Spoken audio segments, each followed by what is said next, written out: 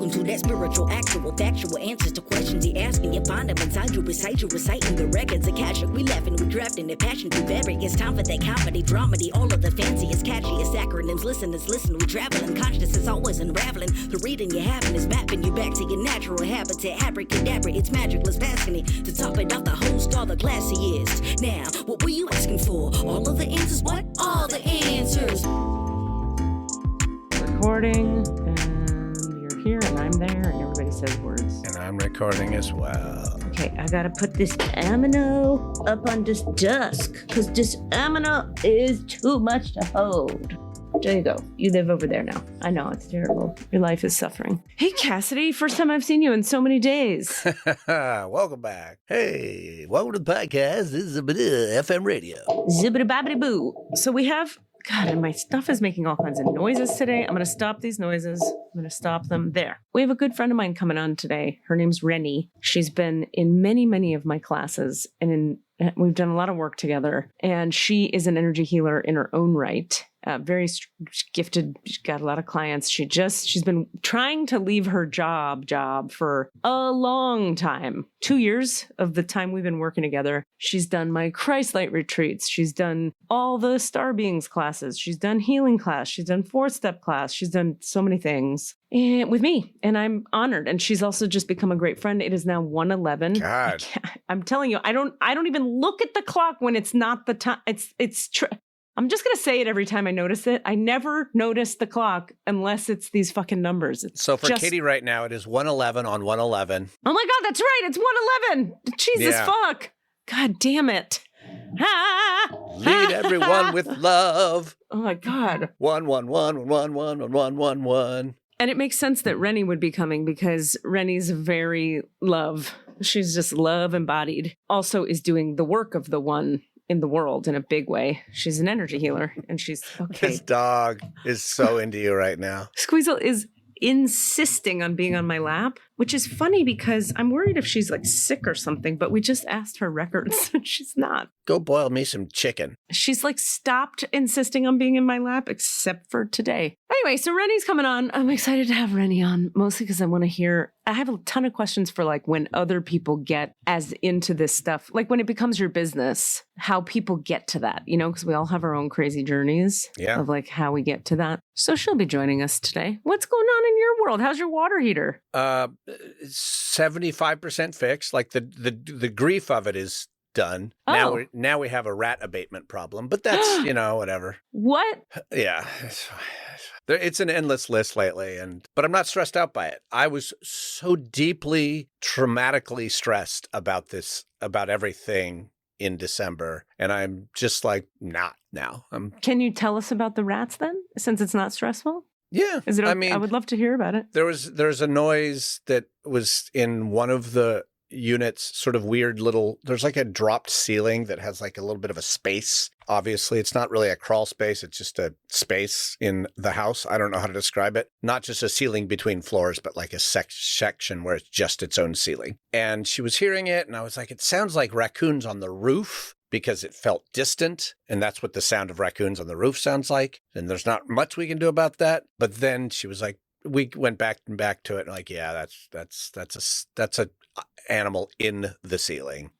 So I had a rat person come, but I wasn't there. So then they came and they looked at it, and they're like, yep, it's rats, and it's fine, whatever. Here's all the places that they're getting into the basement, probably, which gets them into the walls. Oof. He marked it, and then I'm just waiting for him to email me back with like an estimate and a plan. He marked it meaning like he peed around it? Yeah, he peed around it because that's going to drive the rats away. Oh, that's easy. That's an easy fix. This is their service. They just come out and they just piss all around your house.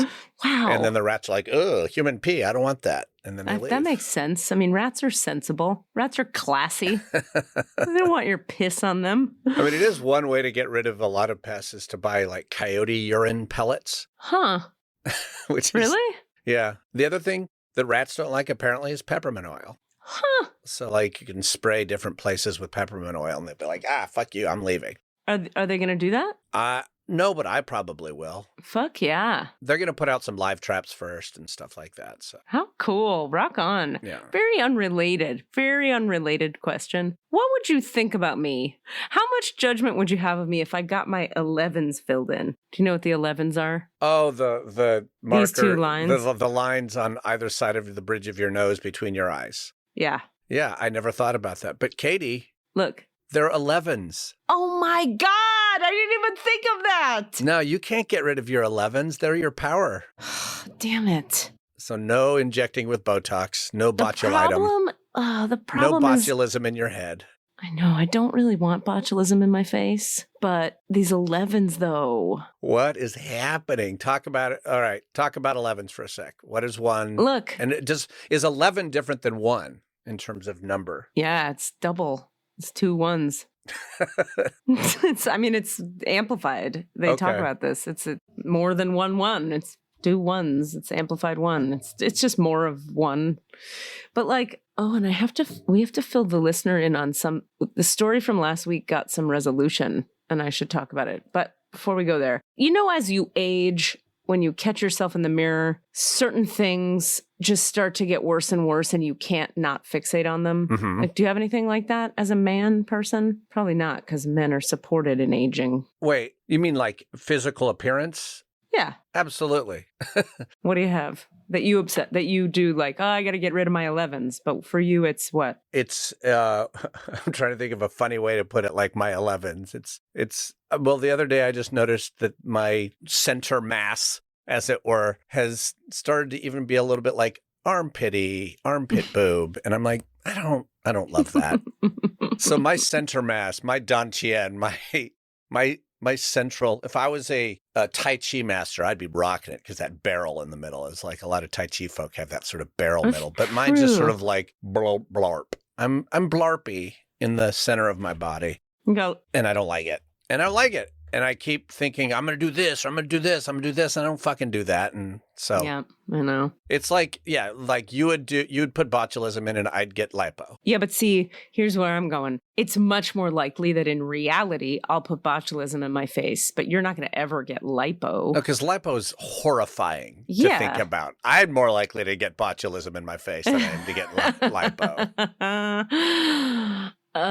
When I think about anything in my face, and then when I think about me and how I react to anything in my body, I'm just like, what the fuck would botulism in my face do to the rest of me? Can you imagine the reaction I would have?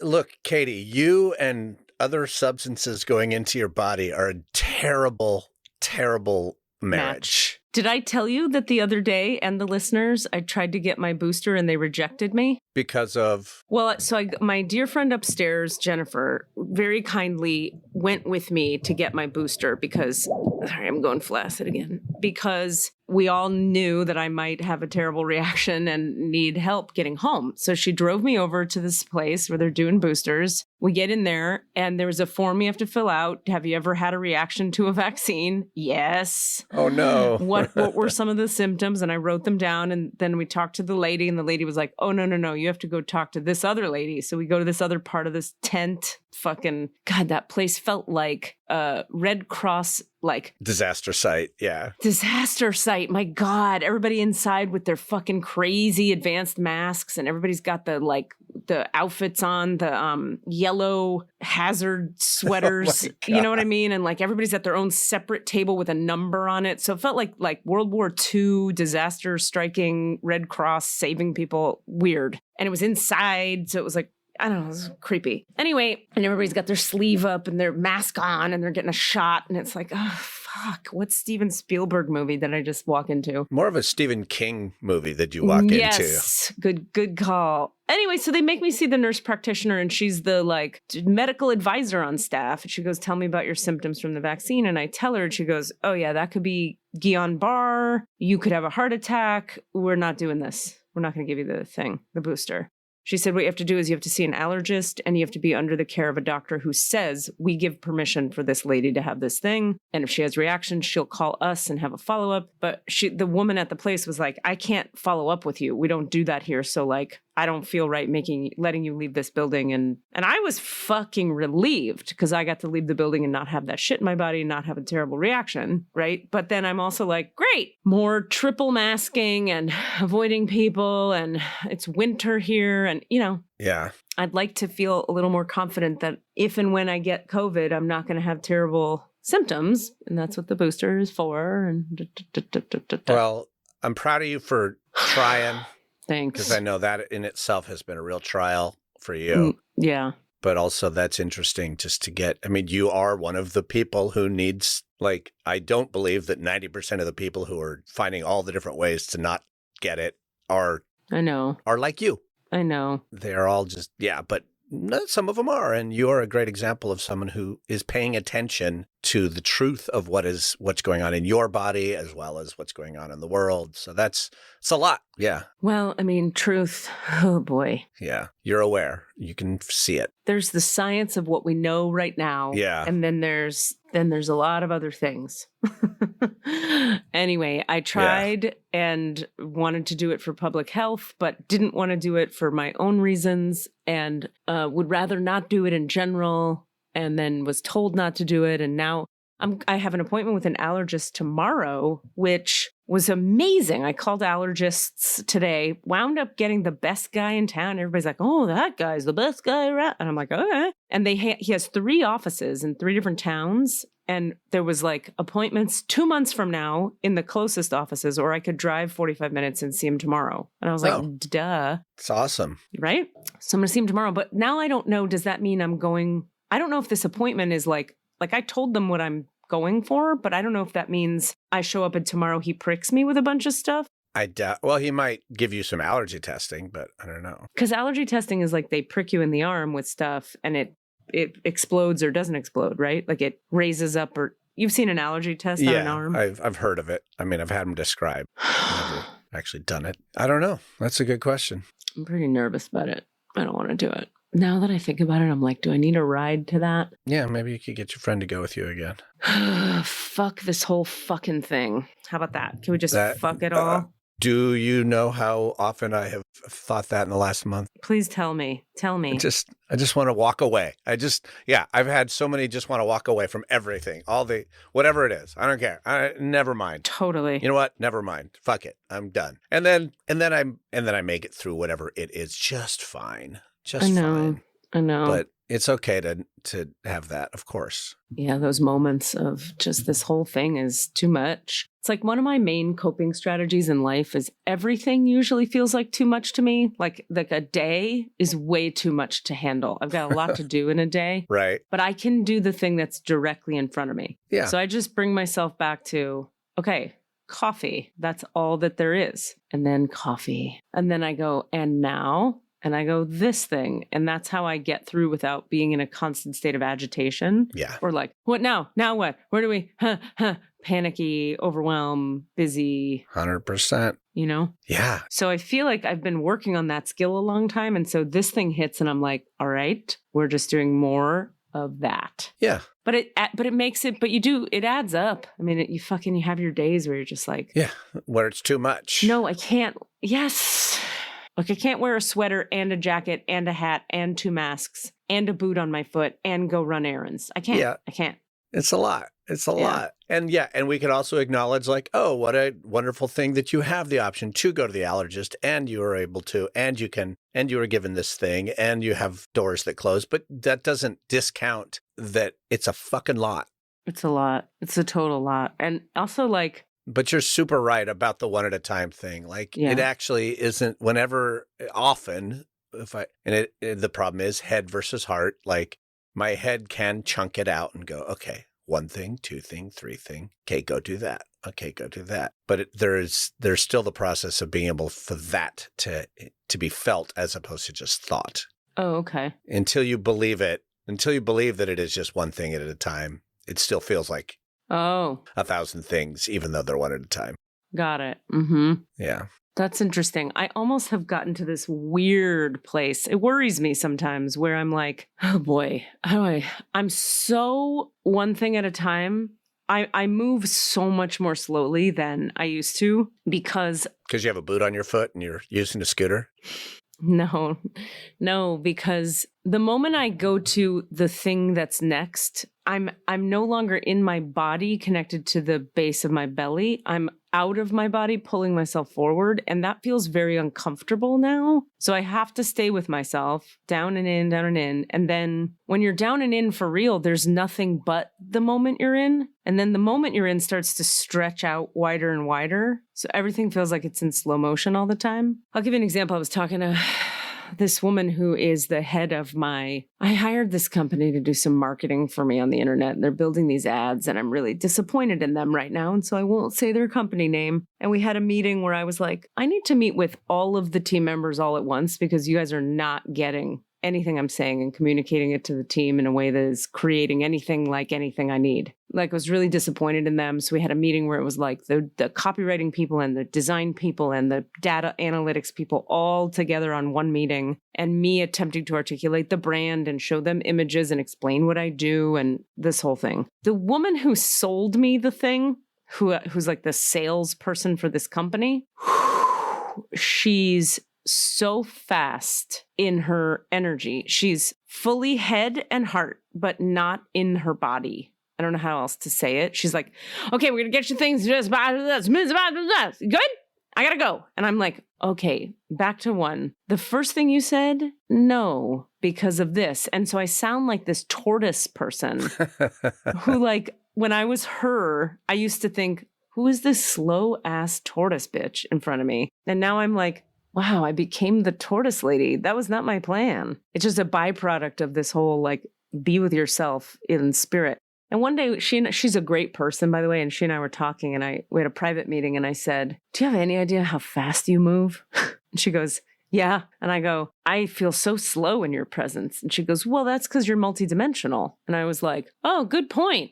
I didn't even think of it that way. I was just in judgment of it fully, of myself. She's like, yeah, whenever I talk to you, I'm just aware of like how tapped in you are to like 800 dimensions and how you can see right through me. And I'm like, well, that must have been kind of a relief to have psycho marketing sales lady be actually recognizing the truth of you instead of just being like, I don't get what you're talking about. No, 1,000,000%. And that was why I had the private meeting with her. She's the only person who's actually understanding what I'm trying to say to these people about like what I do and what I sell. And she, to her credit, said like, let's have a private meeting because I think I actually get you and they don't. And if I get you better, I can say words to them to help them get you better. And by the way, this is not my job. My job is just to sell you and get you in the door. And she goes, but I happen to get you, so let's have a meeting. And she like went above and beyond and helped, which was rad. Nice. That I'm just laughing at the thought of you trying to get the data analyst to understand the Akashic realms or whatever, or like your brand, which is based on star beings, and he's going to be like, what is the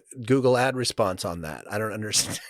Yeah. And so that's where she steps in and she's like, look, these data analytics people, let me find something that'll speak their world and your world and I'll pitch you on it. And I'm like, sweet. Got to have a translator. That's all I need. Oh, that's great. So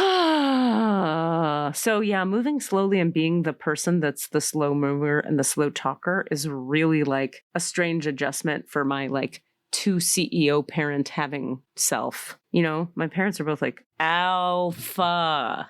Yeah. And it's interesting. It's very interesting. I have one of each. I have a dad who moves at his pace. The joke our whole life is dad always has to sit down and start eating before anybody else does, or else he'll still finish dead last in the meal. Yeah. But it'll be like 20 minutes difference as opposed to, an hour.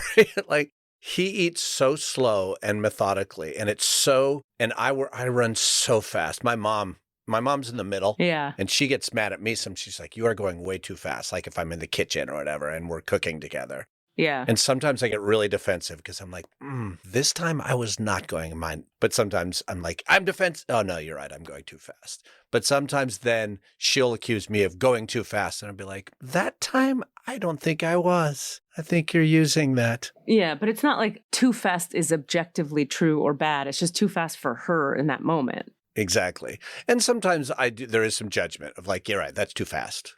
That's just too fast. I'm bouncing around as Denise said yesterday on a walk, she's like, "You're like a bee in a jar today." Yeah. And Yeah. I was like, and she reads my energy immediately. She can walk up and just be like, "Whew," she feels. Yeah. I think we have our guest here, so we should probably let her in. Great. Let's bring her in. Here she comes. Fight the power? Is that what this was? And scene. And fight the power. Renee! Hello. Hello. How are you? Good. How are you? Girl, you got made up for us. You look good. Did you think you were going to be on camera? Well, I was up extra early this morning, so.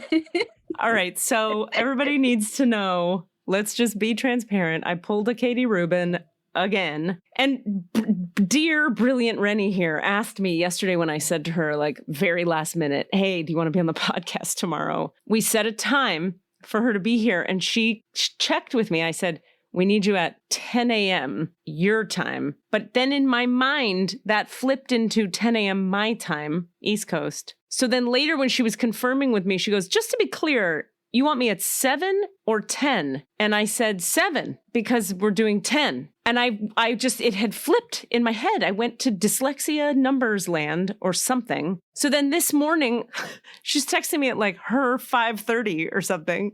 And I'm like, wow, Rennie's up early. And then I'm like, oh, fuck, I told her 7. And I'm doing the math anyway. Actually, I'm starting to think I might actually have like number dyslexia that I wasn't aware of, because this is such a regular problem for me, scheduling and time and numbers, that I'm like, I think I might have a real problem with it. So Rennie's been up for 60 hours and it's only 10 a.m. or 10:30, her time, America, Earth. But is that why you put makeup on? Is it because you were up and you had time? I also have an event tonight, so I've just got ready already. You are ready very early for a nighttime thing. Good for you. Well, since I was awake so early, Oh my God, you son of a bitch. I have to give her a hard time. Yes, you do. You really deserve it on that one. So I was telling Cass and the listeners that, you know, you and I go way back now, a couple years. You've been coming to all the Katie Rubin things and the classes, and you're also a buddy and also a light worker and also a channel and a bibbity bobbity boo. And so, you know, I wanted to ask you, interview style, can you tell us and the listeners a little bit about, like, how did all this other dimensional stuff start for you? Like, what's the origins of it? So basically, since forever, I came in pretty open. So when I was a little girl, I would see spirit, be able to communicate with the other side. I wasn't quite sure about it at the time because I was so little. I would cover myself head to toe with my blanket, thinking that if I was covered completely, they couldn't see me. Aw. You know, I kind of shut it down for a bit because, you know, that's what you do when society doesn't really understand your gifts and doesn't really accept it. And so then when I was about 20, maybe a little younger, I started getting into tarot and astrology, and I would know things before they happened. I would be able to see things, and the communicating with the other side started again. So I just kept opening up more and studying more. And, you know, I've gone with my guidance. I had a pretty traumatic childhood that I wasn't really aware of at the time, but I used a lot of my gifts to get through my childhood. Like, how so? How did they help you then? So knowing things were going to happen beforehand, that would be helpful. My mom used to tell me that I had magic fingers, and I wasn't quite sure what she was talking about. Yeah. She just liked when I gave her head massages. Yeah. They would relax her. And later I found out that I have healing ability through my hands. And so just utilizing my gifts here and there throughout childhood and teenager times really was beneficial. Got it. Were there to help me get through it all. Were there time? What's an example of something that you knew was coming, that knowing it was coming helped you? Like somebody was going to have a fight, or somebody was going to hit you, or something like that? Or are we talking about other stuff? So one example that comes to mind is when I turned 14, my grandpa passed away, and I had a sense that it was coming. And, you know, my mom was very distraught because her side of the family was very close. And so that helped me to deal with it. And then also when my mom passed away, I was having dreams before she passed. And so I knew it was coming. But at the time, I would have dreams of people close to the person that was going to pass dying in the same way that the person would pass. So I kept having this dream that my grandma was gone, my mom's mom. And she just wasn't there anymore, that she had passed. And then my mom had a massive heart attack. And I didn't tell my mom because it was her mom. So I told my dad what I kept having a dream of. And then my mom passed. And I was at work at the time it happened. And my godmother came to get me from work. And she told me my mom had a asthma attack and she was at the hospital. And I kept having these visions of my mom and her siblings. So my mom was one of 5. She was the middle child. And I would see my aunt and uncles on the sides, and my mom was missing from the middle. So I had this vision the whole way to the hospital, knowing she was gone. Wow. So those are just examples. A few examples. Yeah. That one was from adulthood though, right? Weren't you saying you had some when you were like a kid? You had the one. Yeah. I was 19 when my mom passed. Whew. So being a kid. Were you guys close when she passed? Yeah, we were very close. Oh, I'm sorry. I don't think I knew that. Yeah, I had a very good mom. I had a good relationship with her. Getting past those struggles to freedom. As a teenager, you wanted your freedom. Just getting back to being best friends again. And then she had to leave. And what was her, what took her? What was her? A massive heart attack. Oh, yeah. How old was she? She sounds like she must have been young. She was 54 when she passed. Interesting. And then about 6 months after she passed, I was asleep. I felt a presence in the room and I wasn't quite sure about it. And then my blanket moved and then I felt the bed move. She used to sit, so I would sleep on my side and she would sit behind my knees and pat my hip. And I felt that and I knew it was her. And then I had a conversation with her and she told me that she had gifts, but she didn't tell me about them when she was here. So then she explained my healing abilities and everything when I had that conversation with her from the other side. Wow. How old were you then? I was either still 19 or I had just turned 20. Wow. And what did she tell you exactly? Like, what did she say? She was telling me how she was a psychic medium growing up.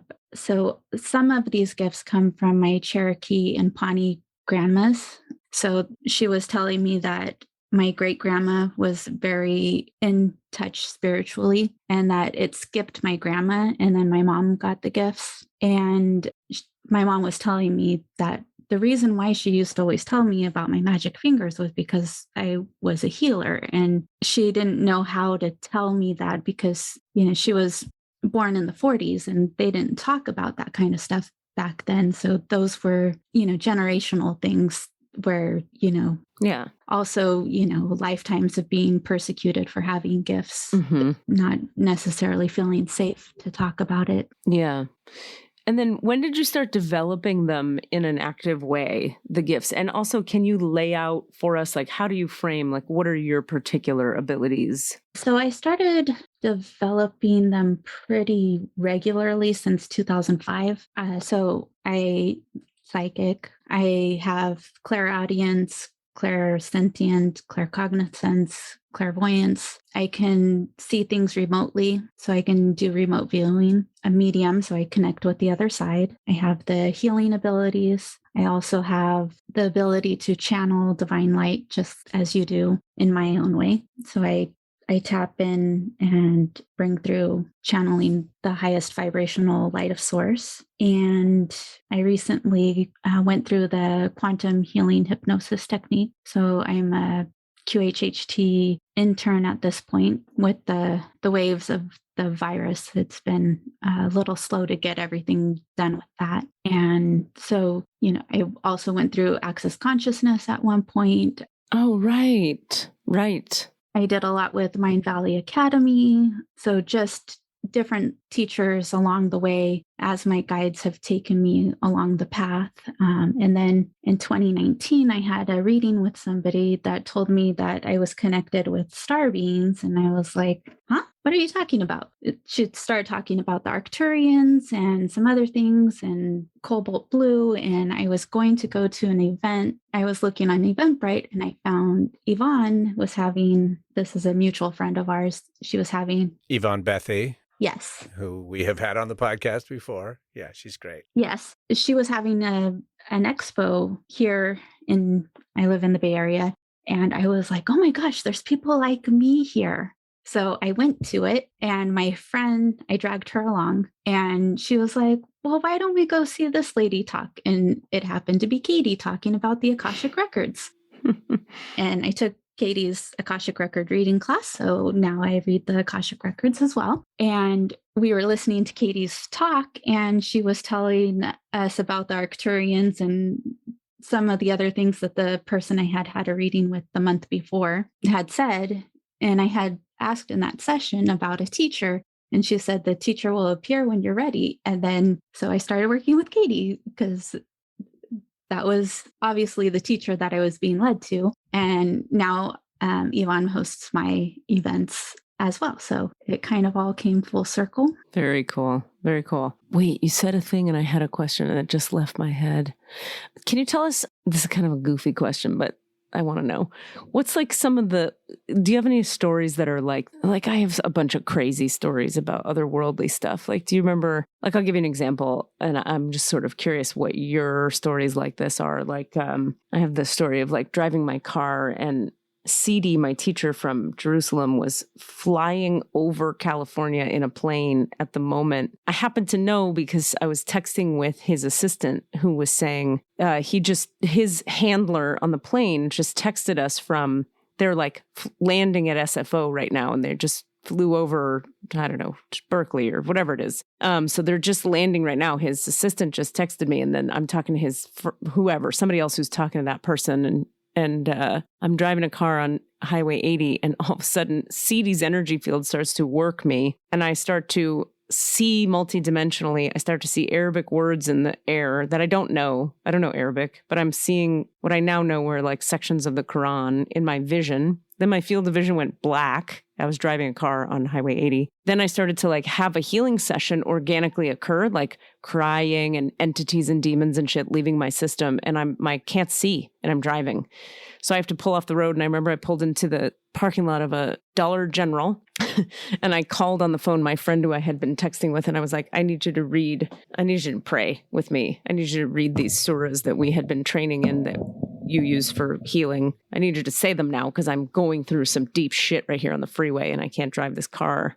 And she did. And she spent an hour doing a healing session for me just on the side of the road in this parking lot, and then the millions of other wacky shit that's happened. But like, do you have stories like that? Like the time you saw an angel on the street or the time you were clearing a house of witches and dead babies came out of your face? Like, what do you got? One crazy thing. So obviously being connected with the star beings, went to Katie's retreat last year in Mancos, Colorado, and Yvonne and I had driven and we left because my guide said, you guys need to leave now because snow is coming. And so we left Colorado and it was in the afternoon. And by the time we got to the middle of nowhere between somewhere in Colorado and Arizona, it started snowing so much that you could barely see. And there was nothing anywhere nearby. There was no cell reception. There was no town. There was nothing. So I just said, okay, Star Beings, we just had your retreat. We need your help. Please allow us to get to Flagstaff with safety and ease. And please make the snow stop. And like 2 seconds later, the snow stopped. And we get further down the road and people are just sliding off the road and sliding off the road. And we just keep going. And we did make it to Flagstaff without any issues, but it was like instantaneously, as soon as we asked for help, it was there. And so afterwards, I asked my guides and they said, this was a lesson in faith and knowing that when you need help and you ask for it, it's there.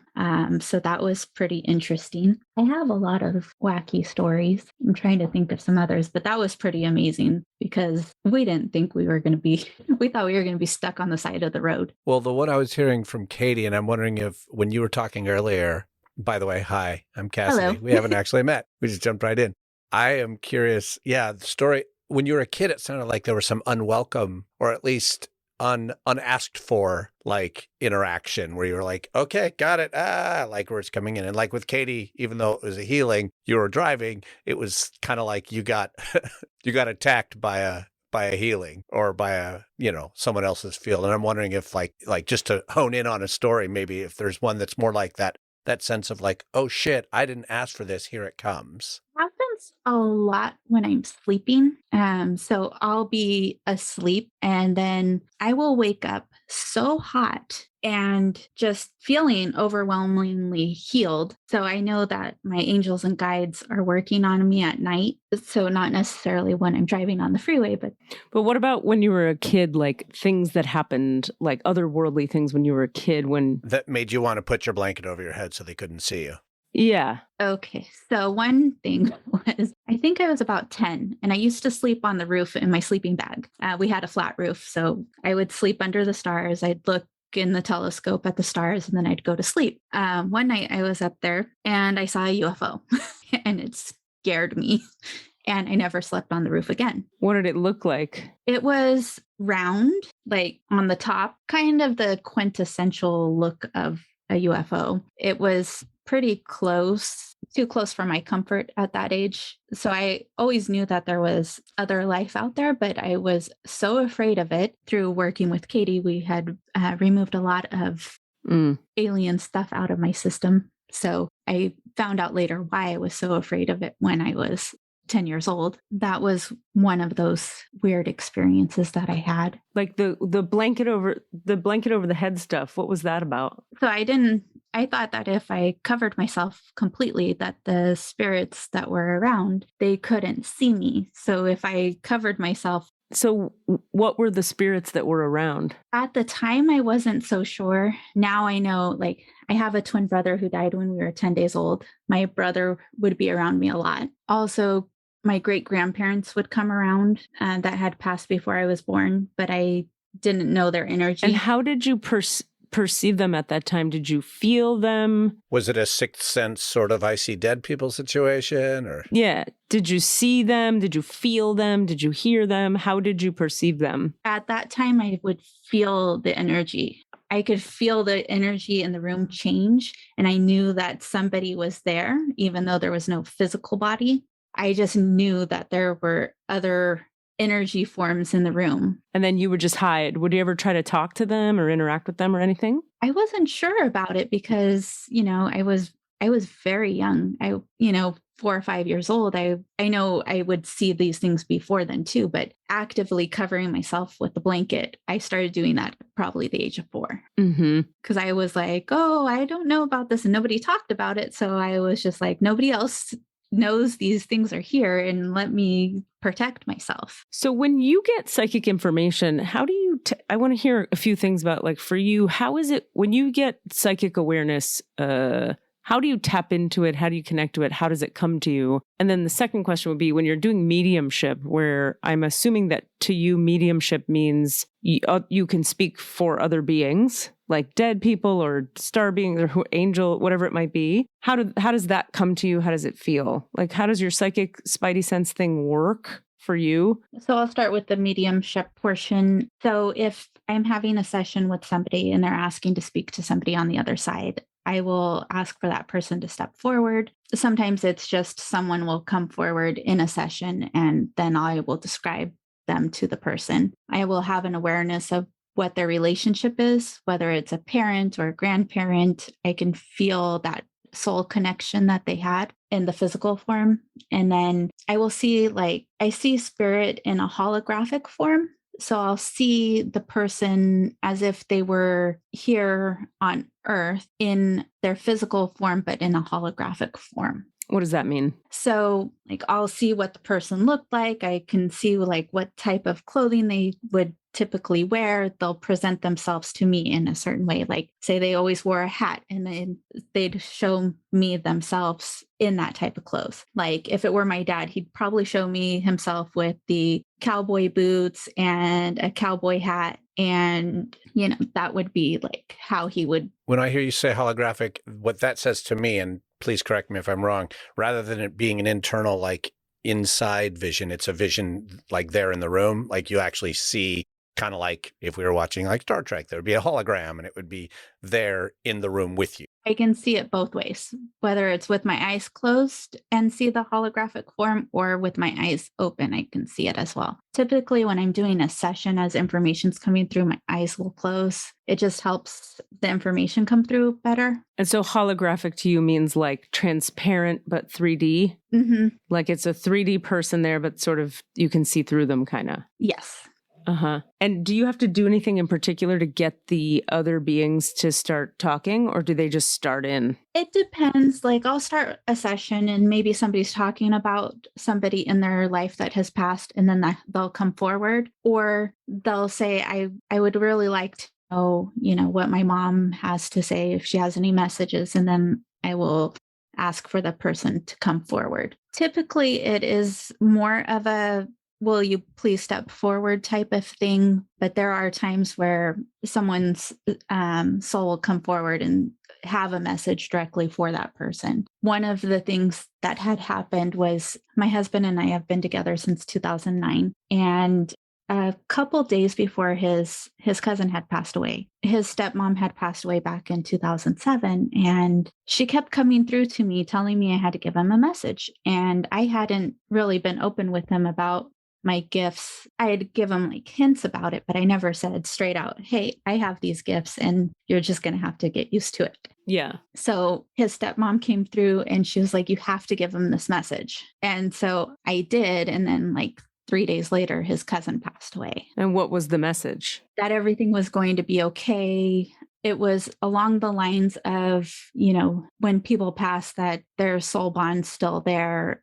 They're just not going to be here in physical form. But she was very adamant that I tell him this message. And so I did. So sometimes it will come through like that as well, where I'll just be doing something and somebody will come forward and be like, this person has to have a message. Yeah. And I'll have to give it to them. That makes sense. Do you ever have the thing with a client where you go, okay, they go like, can you talk to my grandmother? And they go, yes. Okay. Grandmother, will you come forward? And then you go, well, she's wearing a pink hat. And they go, oh my God, the pink hat. How did you know? Yes. What are some of those? Tell us about those. This was probably back. So I used to go to a little shop and help out a while back where I developed more of my mediumship gifts. So this was around the 2005 or so mark. I was in the shop and this was like a little religious Catholic store where they would sell candles and that kind of stuff. And somebody had come in and their dad came forward, like came in the door with the person. And I was like, okay, your dad is here. And it was like, he is wearing this type of baseball hat. He's wearing, like the cowboy shirts that used to button down that were like plaid material, and then jeans. And then, he has like this brown hair and he's got a little bit of scruffiness in his beard. And they're like, oh my gosh, that's my dad. And I don't know this person. They just walked into the store. I hadn't ever seen them or talked to them. And then I described their dad perfectly and they just kind of broke down. And I was like, I'm sorry, but he has this message for you, but he wanted you to know that this is him. Nice. Do you ever watch the Long Island Medium? Yes, I do. What do you think? I do have some times where it's similar to her, where she's out and about.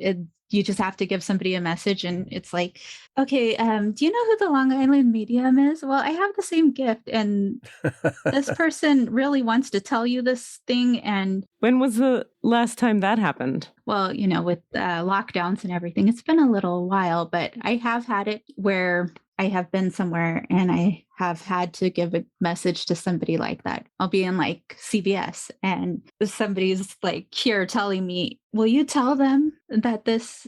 Yeah, tell us one of those. Tell us a specific one of those. I want to hear that. Yeah, because that's an awkward social situation to have to come up to a stranger and go like, bro. Yeah. Well, okay. One was, so I get kind of medical intuition as well. And I have had it happen where I have been in like a CVS, like in the pharmacy type area. Yeah. Like cold medicine or something. And somebody will be like, tell them that they need to get their blood sugar checked. They have diabetes. And I'm like, really? You want me to tell this random person that they need to go get their blood sugar checked? Okay. And I'll just say, oh, excuse me. So wait, this actually happened? Yes. So tell us about the specific time. So you were there and there was a man, or was it a woman? It was a lady. She was probably in her 60s. And then you said, I was like, have you had your blood sugar checked? That might be why, you've been having issues. You've been thirsty a lot. And what did she say? She kind of looked at me like I was crazy. And I was like, well, I have like mediumship abilities where I connect to the other side. And I have someone here telling me to tell you to get your blood sugar checked. And she's like, oh, well, my grandma was diabetic. And then I'm like, well, she's saying that you need to go get your blood sugar checked. And then she's like, okay, I'll go check it. But I'm like, I'm sorry, but when somebody's not leaving you alone, you just have to give the message. And, she thought it was very important for you to get this message that you need to get your blood sugar checked. And do you feel like she placated you and backed away, nodding and smiling? Or do you feel like she was like, oh, okay, thank you. I think she was kind of, like, okay, lady, I think you're a little crazy. I'm going to just say placating yes. You. And then walked away. But maybe she took it and went and did it. You're like a forensic medical psychic in that. I love that. And, I always tell them I'm not a doctor, but I'm getting that you should have this checked. So go see your doctor and have them check these things. Tell us a little bit about, Renee, you have a thing going on that Yvonne, advertises for you that I see every now and again on Facebook where it's like a group reading, maybe? Yeah, I do. So I have a couple different type of events. So I have a monthly group healing and guidance where I ground everyone in a meditation. I open the Akashic records and then I channel the divine light. Uh-huh. And then I allow everyone to ask one question. Then my guides gave me to have 3-part healing series every month. So they'll give me a topic every month. This month, it's recalibrating your life. Recalibration of energy has really been coming up a lot in the last couple of weeks. And they've been very clear that people need to clear out their spiritual baggage so that they can recalibrate their energies for this year, because the energies of this year are lighter than the last 2 years. And then next month they have me doing open your heart. So opening the heart chakra and removing things out of the third chakra that block you from being able to love yourself, so you're open to love others. So it's group readings and group healings. Tonight I'm doing a portal healing for January 11th. So I think Denise is in your class. You don't know Denise by Denise's name, but I think Denise is in your class. Denise is my code name for my girlfriend. Yes. Yeah, you know who I'm talking about. Yes. Very cool. I love that.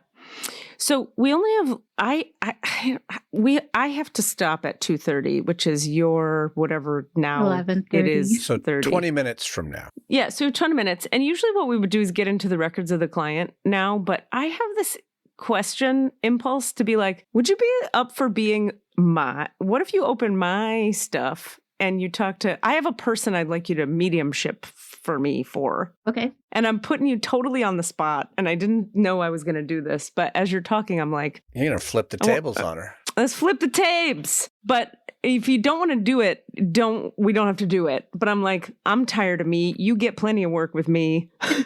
What if we flip it with you and me? And you, is that work for you? Would you be up for that? Yeah, we could do that. It's a quickie. It'll be a shorty. I've got somebody in mind in particular, but also I'm wide open to if you get anyone else that wants to come through. Mostly, and let me give you just a tiny bit of, can I give you a little context? Sure. Okay. I had a recent reading with someone where there's a family member who's been speaking to her very clearly for me. And it was a family member that I was like, huh? That person gives a fuck? Like I had no idea that this deceased relative of mine would give a fuck about me and have anything to say. And it was really sweet because, as you know, I don't have much of a history of family being a thing where people help you or something. We are thinking about you and care, and here's some ideas for your wellness. Like, what? So it was really cool. And I have some more questions for that particular person. So I'd love to do that if you're up for it, and anything else that comes through. Okay.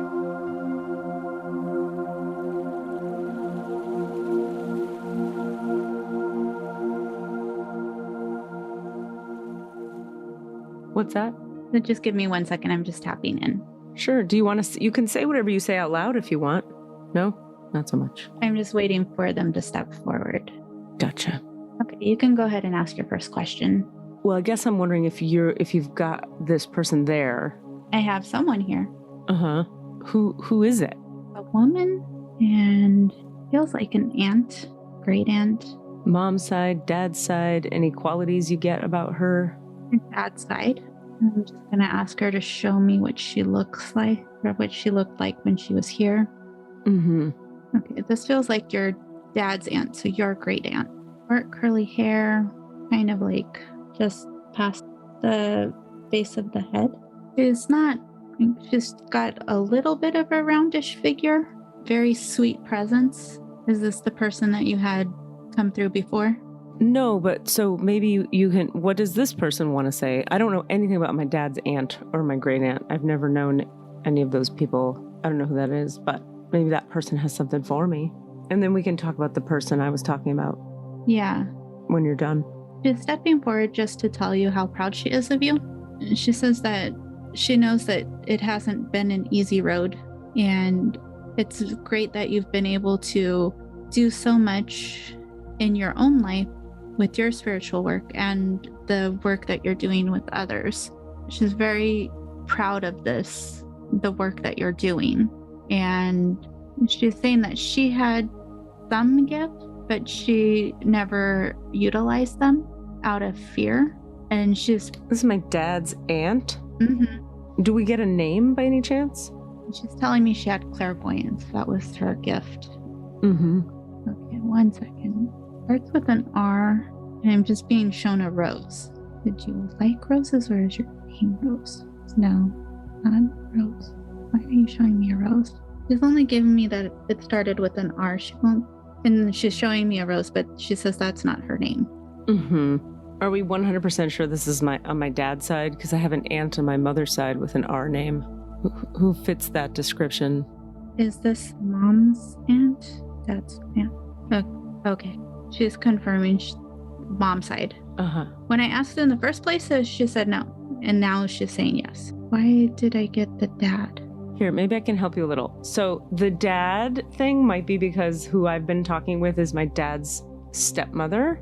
Okay. And her name is Polly. She looks nothing like, or is nothing like what any of the things you said, but you're describing someone sort of similar to Aunt Ree on my mom's side. Okay. But my dad's side, the person who's been coming forward and telling me a lot of stuff is Polly. Okay. So may I speak to... I'd love to connect with her, and I'd love to know if who you're hearing from is Aunt Ree. Can you confirm this is Aunt Ree? Yes, she's confirming that.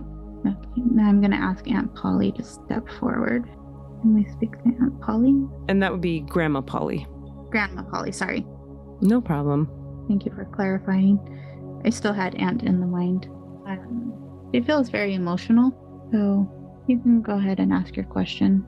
Well, does she want to offer any other info besides what she's asked? Offered, and then I can get specific. Let me just see.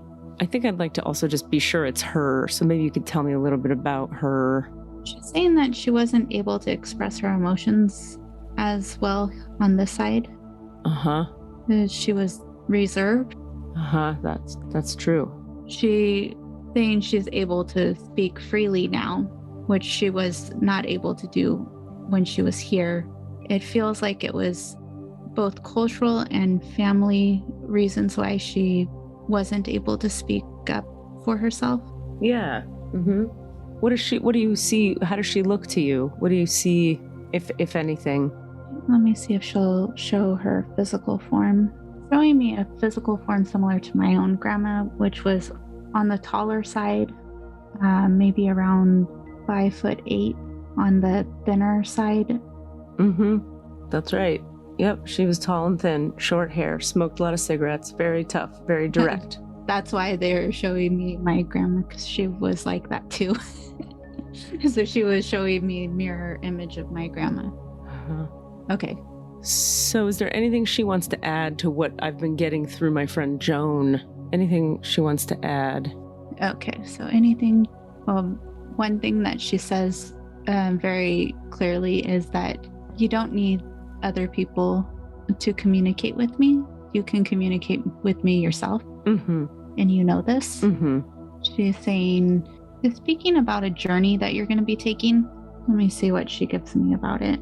And just for clarification, I haven't spoken to Katie in a couple of weeks, so I don't know anything about a journey that is coming up. This is a journey over water, another country, spiritual trip. This is somewhere you're going to go on a spiritual journey. Over water to another country? Mm-hmm. Will it be in this year? It's going to be this year. That feels like the fall. Which country? I am trying to get that info. Feels like somewhere in Europe. Let me see if I can get a direct country. And does she... Is it more than one country? Why does she bring it up? Like, what is there to know about it? Going to be for her highest good. This trip will be for your highest good. It is going to open you up further to your spiritual gifts and your spiritual path. This is a journey of 1 country, 2 countries, 3 countries. It's a journey that you're going to go over water. You're going to go to 3 different countries. And it does feel like the fall, September, October, like in October. And this will be coming up to your awareness, if it hasn't already, in the next 2 months. You'll be given this opportunity. Europe, somewhere in Europe, 3 countries. She's saying you're going to go to Jerusalem as part of this trip, but there are 2 other places you'll be going. Life-changing, and so we just have a minute or 2 left here, Rennie, so we probably want to wrap it up. Okay. That's interesting. She's talking about a spiritual journey that you're going on, and it will be in the fall. No plans for anything like that at all, and no desire for it, and no interest in it at all. So it'll be fun to see if that comes around. Yeah, that was really interesting. It's like, what are you talking about? But that's what she's showing me. She wanted some info that if she had it for you, and that's what she had. All right, here. So I'll ask one direct question. We have 3 minutes left, and I'll just ask you one question for her. So you've been talking with Joan a lot about the writing projects you're encouraging me to be focusing on. What would you say after these shows I'm creating? I'm already doing these shows right now. Mm-hmm. You talked about other writing projects. What's the number one important writing project to be focusing on other than the shows, the live shows that I'm currently building? She's saying that there's a play that you're going to be writing. Okay. And is this the number one? That's the number one she's giving me, is the play. And is that a solo show or a play with a bunch of characters? It's more than just you. Okay. Is any suggestions for what it's about or focused on or themes or anything? First thing is like spiritual comedy. Mm-hmm. So kind of like what you do in your stand-up, you're going to make it a play. Mm-hmm. Is what she's saying. Cool. Have you thought of that already? Yeah, many times. I've thought of every kind of writing project my life could take the shape of. Cassidy and I we started writing episodes of a TV show for it, and there's a million ideas I have for what it could do. Yeah, this one she's saying is a play. Cool. Any other info about it? Is it going to happen this year? Will it be on stage next year? Okay. It will be on stage next year. You'll write it this year, stage next year. Because we were getting write a bunch of stuff now, and like 20 years from now, these things get produced. Are you sure it's next year? I'm getting next year for the play, that it will be on stage. Rock on.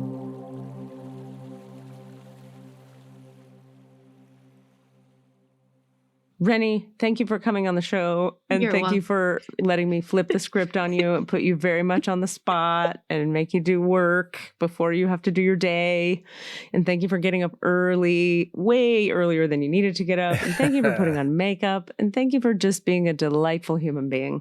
Thank you. We'll be doing lots more work together. Sounds good, my love. Have a great day. Take care. You too. Thank you. I'll be in touch. Okay. Bye, Rennie. Bye-bye. Nice to meet you. All right. Well, there we go. Should we record an outro here real quick before we... I just want to say, as far as you putting together a stage play in the next 8 months, if this podcast was on a stage, it'd be playish.